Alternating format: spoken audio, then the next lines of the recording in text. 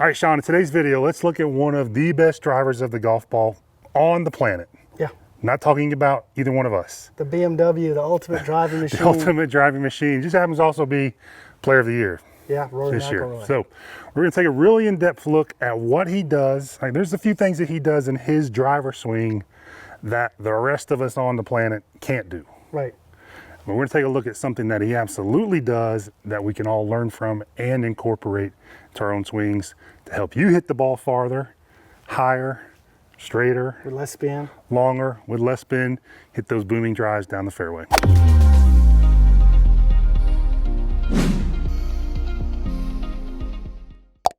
All right, Sean, let's dive right in and just kind of really break down what Rory does. And we've covered this into great detail inside our AMG All Access membership, inside the weight and pressure shift masterclass.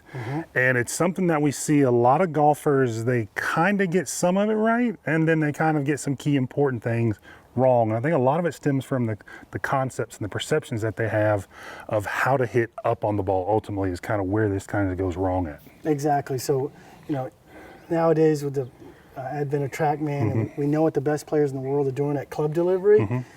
A lot of them are starting to hit up on the ball slightly to maximize carry distance and lower the spin. But it's how you go about doing it that can take you down some bad roads. Right, and I heard something yesterday when we were doing the presentation that if you want to hit the ball high, you've got to get it higher off the ground. That's right. Or excuse me, if you want to hit the ball far, Yeah. it's got to stay in the air longer, right? Yeah, if you want to hit it high, it makes sense to hit it high. It's like if you had a garden hose and you're trying to spray it the farthest, there's an optimal height for that, right? Where Right. it carries the most. If I shoot it low into the ground, obviously it's not going anywhere. If I shoot it straight up, it's coming straight down. So there's a launch, a height, and with a golf ball, obviously a spin rate Right. that keeps it in the air the longest and allows it to roll and hit the ground. And that's what Rory does so well.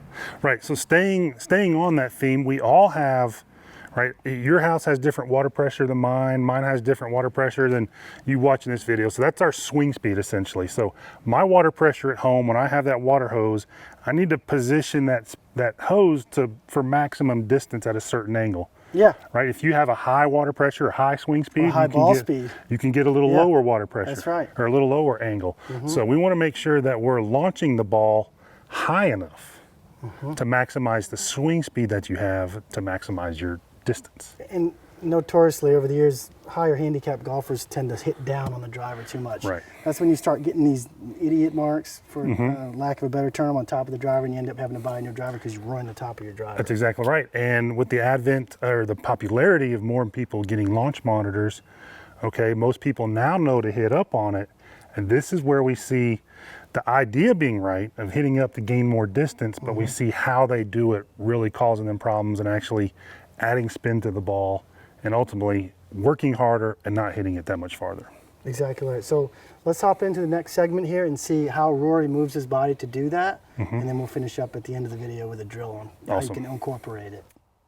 All right, so just like we talk about in that weight and pressure series, and we'll put a link down below this video if you want to check that out. We want to maximize or make more efficient the use of our weight shift during the golf swing, right? There's a pressure shift, and there's also a weight shift in the golf swing.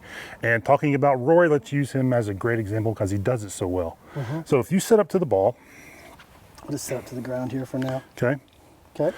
So Rory's gonna max out his, and we're gonna look at the center of your chest and the center of your hips. So we're gonna look at both centers, right? And that really controls all the mass in the body pretty much in the golf swing. The upper center and kind of a lower center. Exactly right. We're gonna take a look at how Rory utilizes those centers throughout the golf swing. So in the backswing, he shifts roughly 2 inches away from the target with both. So if I had a line coming out of the middle of me here, Right. that line on the ground would trace about 2 inches over as I start winding back. Right.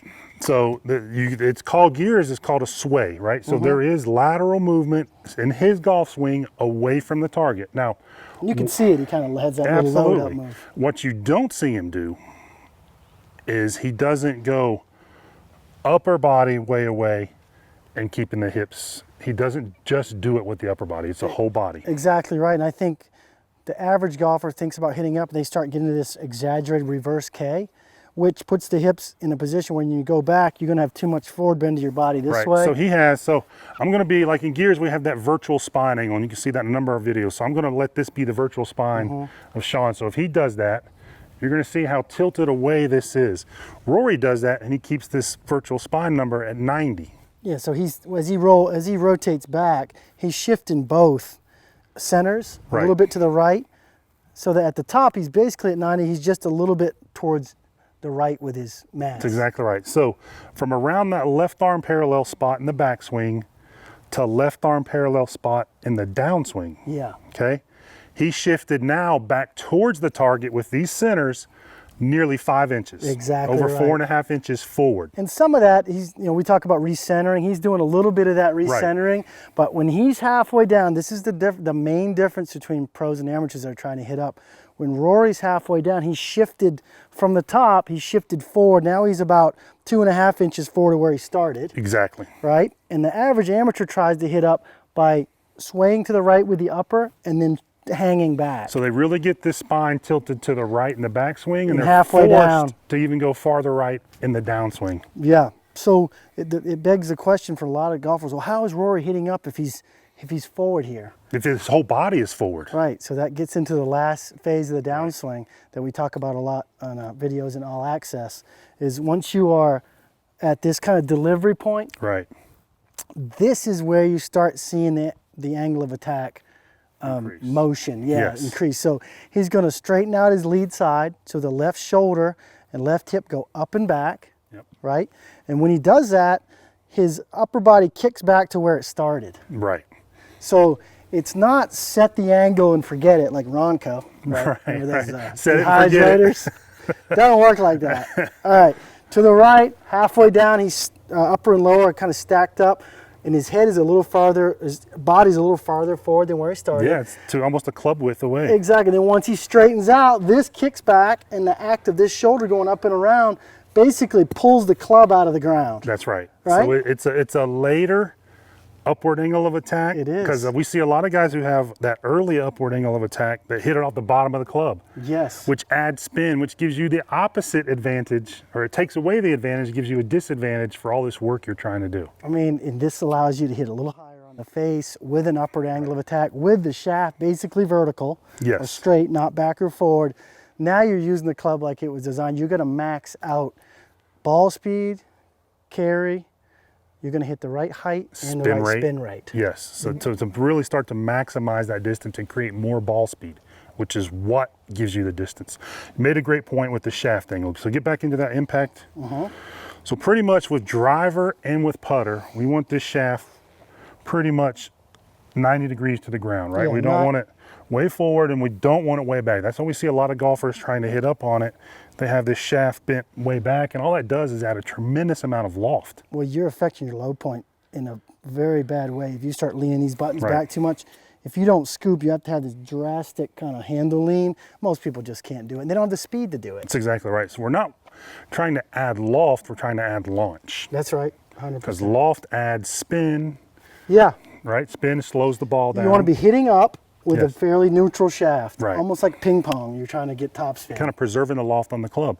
So you covered something else really important, is that at impact, his upper body is, I think, within 0.2 of a degree forward of where it started at address. 0.2 of an inch. 0.2 of an inch, Yeah, I'm sorry. yeah. Of where it starts. So it's the same spot as where it started at setup. Yeah, now that's kind of interesting because it doesn't just stay there.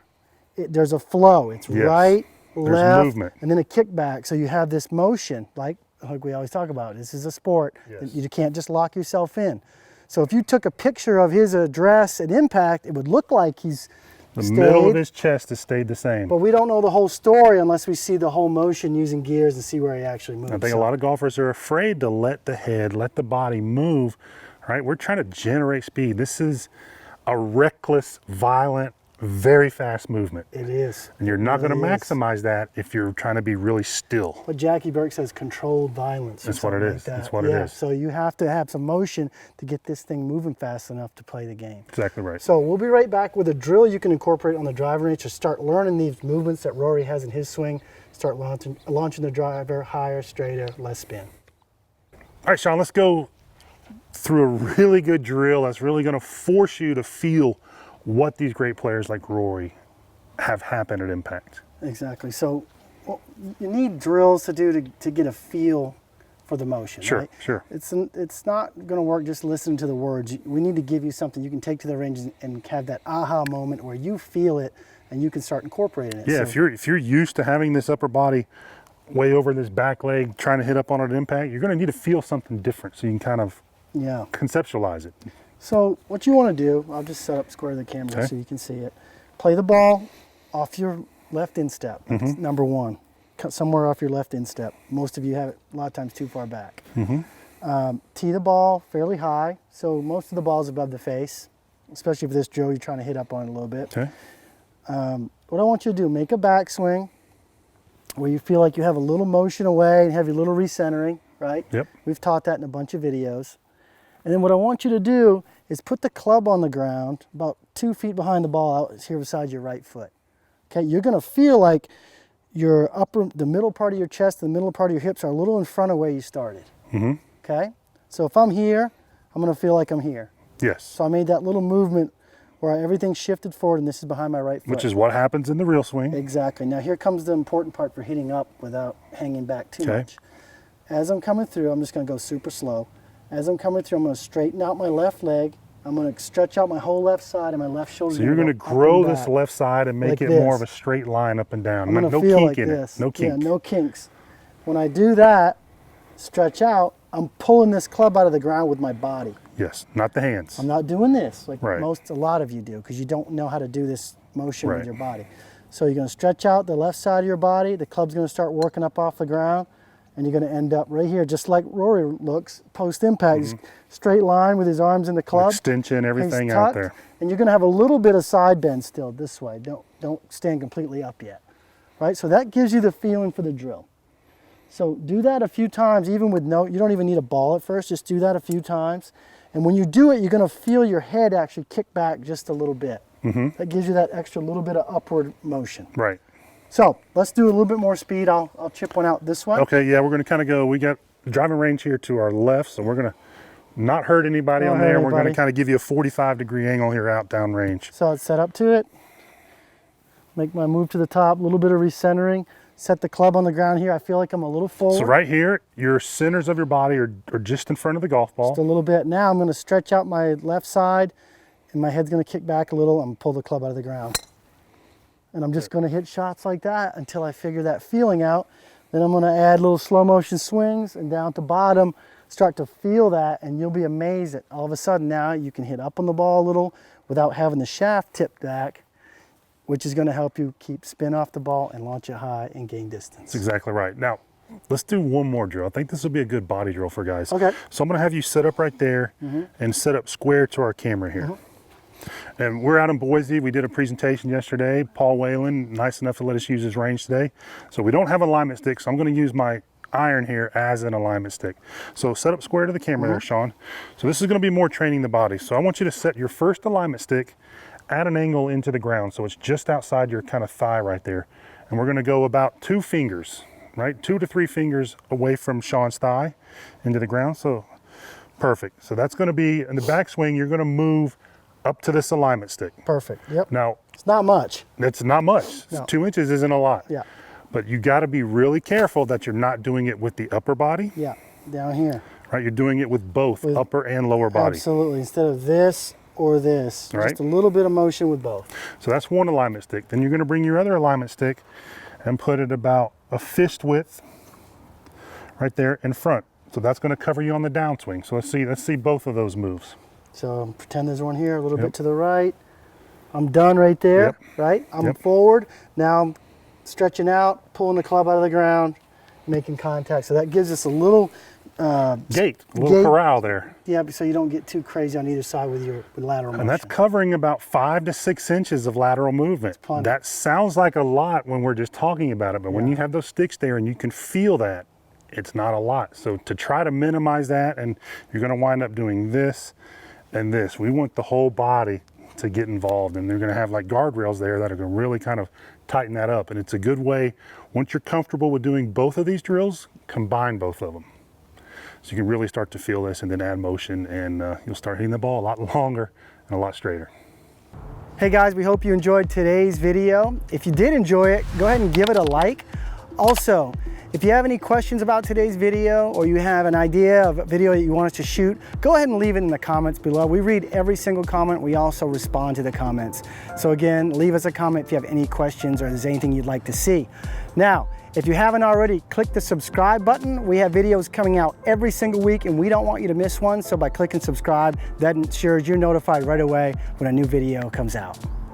And hey, if you want to add instant distance to your drive, and we all do, everybody wants more distance, go ahead and click the link in the pinned comment below. You're going to see a link. Click on it. It's going to take you to a page. You're going to enter your name and email address.